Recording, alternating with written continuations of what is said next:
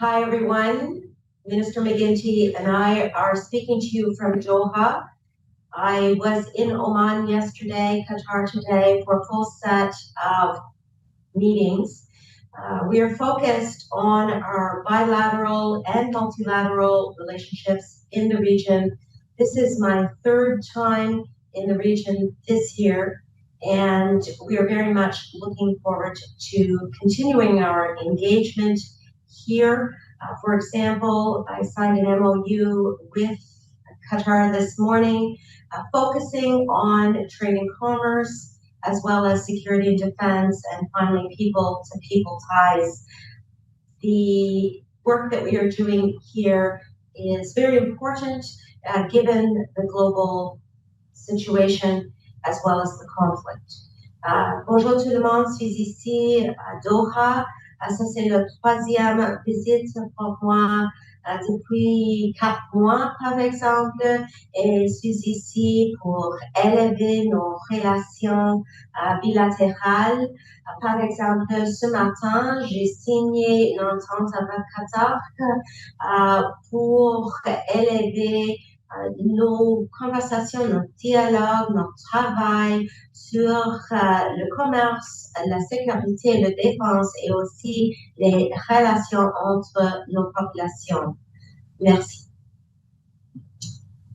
Good afternoon, ladies and gentlemen. Good morning in Canada. We are speaking to you here from Doha. This is the first time that a Canadian Minister of National Defense visits Qatar. It's a great honor to be here on behalf of Canadian Armed Forces, the Department, all Canadians with my colleague, Minister Anand. It's clear that we have a very important relationship with Gulf region countries. We have expressed our deep concern to folks both here in Qatar and yesterday for myself in the United Arab Emirates, deeply concerned about the security of the region and of course the outcome of ultimately of negotiations with respect to the Strait of Hormuz.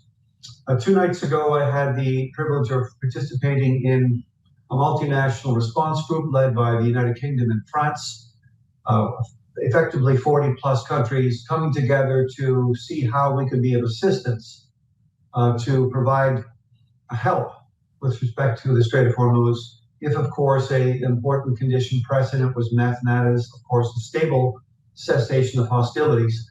And Canada offered up, through my participation, 3 possible areas of help. One is in maritime logistics, including the possibility of a vessel. The other is in the important area of demining waterways in and around the Strait of Hormuz, something Canada is well known for.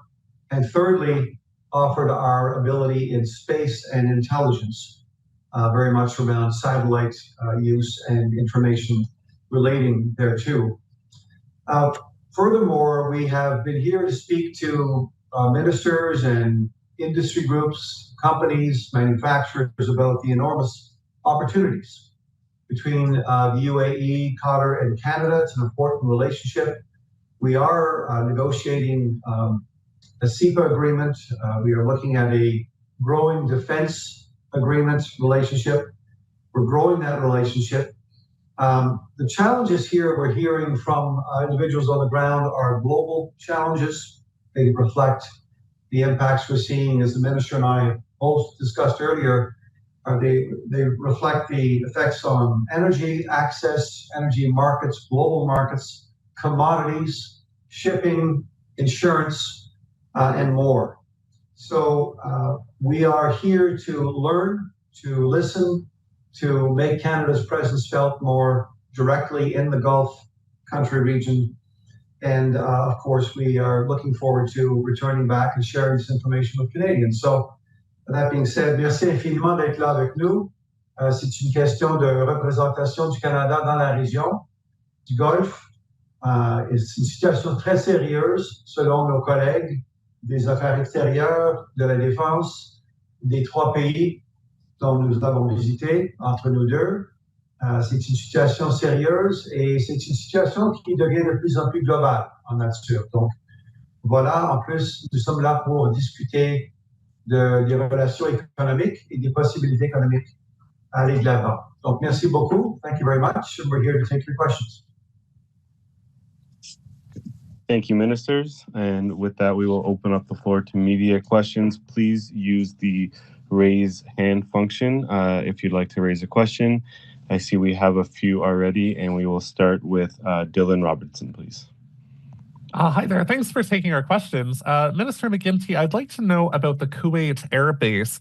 Has the Canadian facility suffered any more damage since the March 1st airstrike that the government did not inform Canadians about?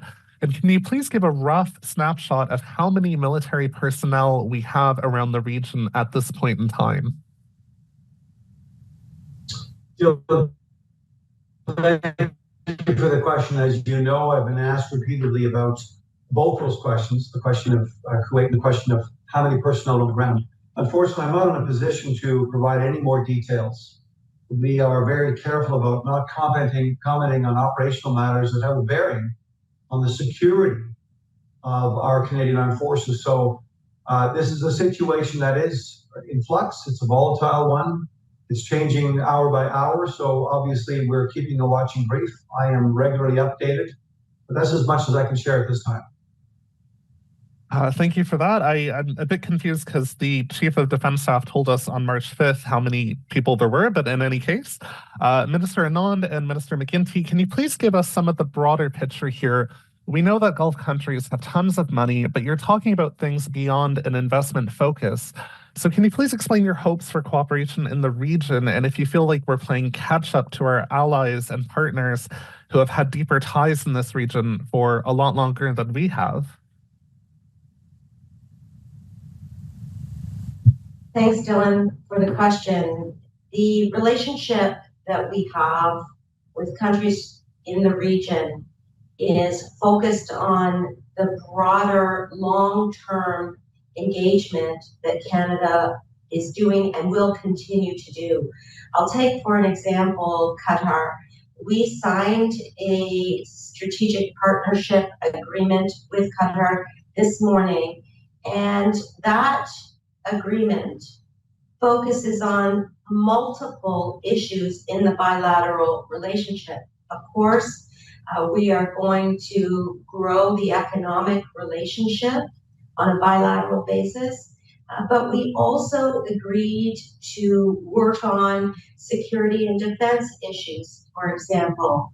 We also agreed to continue to deepen people-to-people ties in the area of culture, in the area of visa processing and traveling, and in the area of broader tourism that is important for both countries.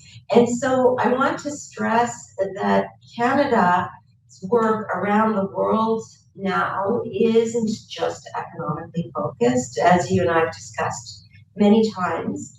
It is focused really on deepening relationships where those relationships are important for the citizens of our respective countries, and where we can work with a coalition of countries to better serve the domestic economy and domestic defense and security. This is a long way of saying that Prime Minister Carney's middle power doctrine is very much about engagement internationally. It's about principled pragmatism, and different partnerships and alliances are going to serve those principles in different ways. But here in the Gulf region, the focus is on long-term bilateral and multilateral partnerships. I will be back in the Gulf, for example, in June to attend a meeting of the GCC, and that is extremely important from a multilateral basis. So engagement takes different forms. And the final point I will say is that this is a very difficult time for the Gulf region, given the retaliatory strikes that have been occurring on the part of Iran.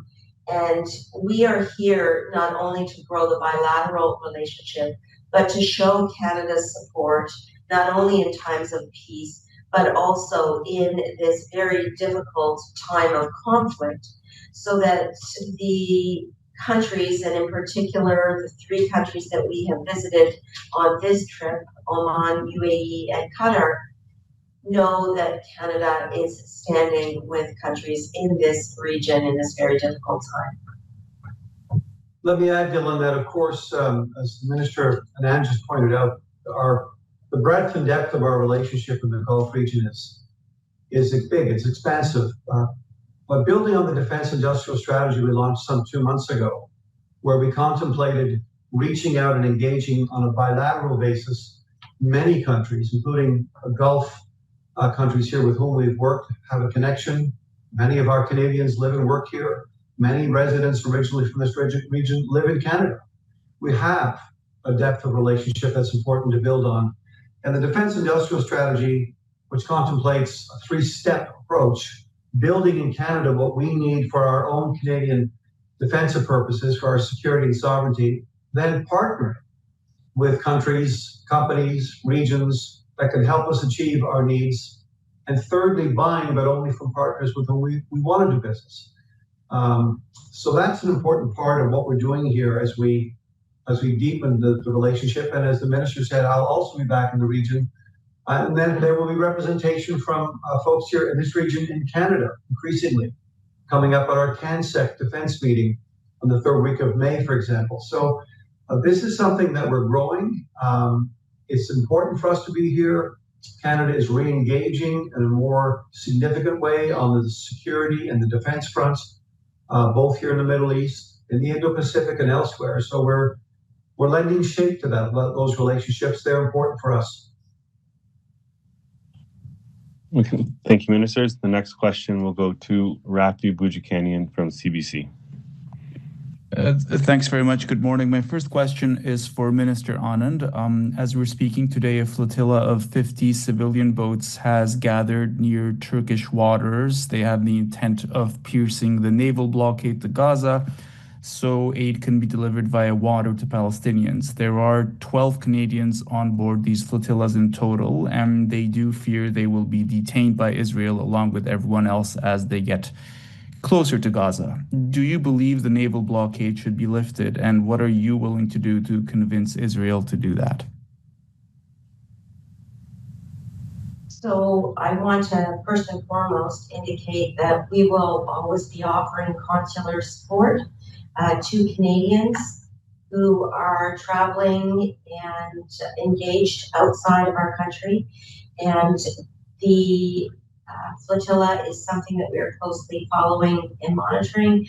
At this point in time, we are continuing to examine what options exist in front of us. But I am very hopeful that they will continue to be safe and secure. And of course, that is what we will be instructing our consular officials to offer support in any way possible to Canadians who are outside the country, including on the flotilla. Okay, I mean, you didn't really address my asking about convincing Israel to lift the blockade, but I have to move on and ask Minister McGuinty a question. Have the Snowbirds planes aged out, and how soon can you replace these planes? If that's the case, how long would the pause be to make that happen? Great question, Rafi. Look, I put a statement out in this regard last week, perhaps even this week, saying that I'll have more to say about this on May 19th in Moose Jaw, the location of the fleet. It's something that we're examining closely. We've been looking at it for a little while. The Air Force is going to have some things to say about it. I'll have more to say about it when we get there on the 19th. So we should stay tuned. This is an iconic fleet for Canada, one that we're very supportive of, and that we need to make sure we get this right for Canadians. And like I said, we'll share more information in due course. Thank you again, ministers. We'll now take the next question from Mike Licouture from CTV. Thank you. Hi, ministers. Thanks for taking our call, our questions. For Minister Anand, I wanted to ask you, as President Xi is pushing President Trump pretty hard on Taiwan, I wanted to know why the work on the trade agreement with Taiwan has been halted in our country. Is this something that Canada is no longer pursuing anymore because we are concerned about China's reaction to it? Thanks for the question, Mike. Actually, Canada has strong economic ties and strong people-to-people ties with Taiwan, and those ties will continue. At the same time, since 1970, Canada has had a long-standing one China policy, and that policy remains in effect. And so those are the two tracks that we adhere to from a foreign policy perspective, and indeed that is what I have reiterated in my conversations internationally. Okay, I didn't really hear an answer on the pursuing the actual agreement with Taiwan, but I've also unfortunately got a question for Minister McGuinty. So, Minister Anand, if you'd like to jump in to follow up on that, that's up to you. But Minister McGuinty, I just wanted to know on the deal for submarines for Canada. Are we fixed at just purchasing 12, or is there a possibility of looking at possibly buying 24 as well? Mike, that's a great question. As you know, one of the big changes we've made in the country is to stand up a new agency and a process with which to pursue this kind of procurement. This will likely be the largest procurement of military goods, maybe even the largest procurement of any kind in Canadian history. It's in good hands. It's being negotiated amongst two possible suppliers. There were 5, now it's 2, of course. The folks who were negotiating went back to both companies and asked them for more detail, frankly, more information around Buy Canadian provisions, more Canadian jobs, more industrial benefits, at a time when we need to be very aware of our economy and job creation. We're looking forward to seeing how the negotiating team finalizes the track that they're on now, which is a decision track. So the question of coming down to numbers and so on and so forth will be one that's going to be based on price and based on conditions. And so I'm looking forward to getting the results of that from the professionals who are well on their way to completing that negotiation. And just on Taiwan, Mike, on Taiwan, there are multiple ways that we are deepening our people-to-people and economic ties with Taiwan. I have reiterated this point numerous times, and that level of engagement doesn't just take one form. And I want to stress that we have a large Taiwanese diaspora in Canada, and they too are interested in maintaining strong ties with Taiwan. This work internationally does occur within the context of our and Canada's, in fact, long-standing one China policy. And so it's important to understand that there is a nuanced way in which we are pursuing our foreign policy in the region, but those are two of the main points that respond to your question. Thank you for that. Thank you again. Thank you, ministers. We have time just for one last question. Il y a une dernière question, and that will be one question to Sandrine Vieira Le Devoir. Merci. Oui, bonjour. La question est pour M. McGuinty. Le président Zelensky a déclaré que l'Ukraine est en discussion avec le gouvernement canadien en vue d'un accord sur la fourniture de drones militaires. Je crois qu'il n'y a pas encore eu de confirmation de votre côté, donc pouvez-vous juste nous confirmer qu'il y a des discussions à cet effet-là et peut-être si vous pouvez nous partager un peu plus d'informations là-dessus? Merci Sandrine pour la question. La réponse est oui.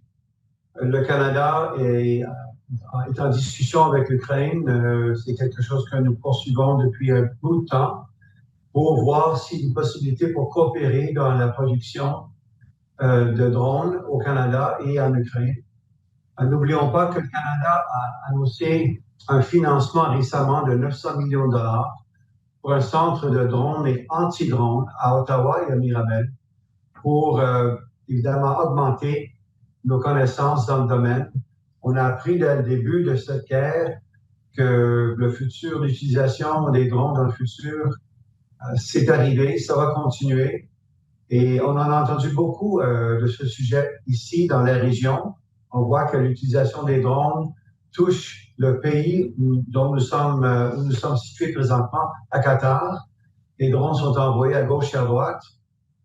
Hier, à Abu Dhabi, nous avons entendu la même chose du ministre de la Défense. À Oman, c'est la même chose. Les gens sont très concernés par cette technologie. Donc, oui, les discussions continuent avec l'Ukraine.